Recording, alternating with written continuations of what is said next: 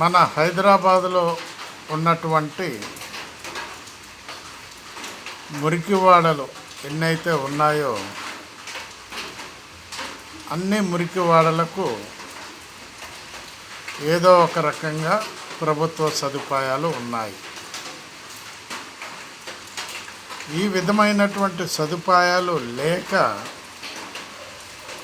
చాలా బాధలు పడుతున్నటువంటి ఢిల్లీ మురికివాడలు.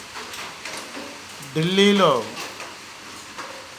ఆ మురికివాడలు అంత సదుపాయాలు కనపడవు.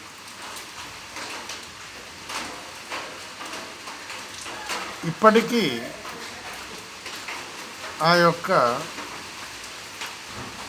మురికివాడలు డే బై డే పెరుగుతూనే ఉంటాయి కానీ తక్కువ కావు.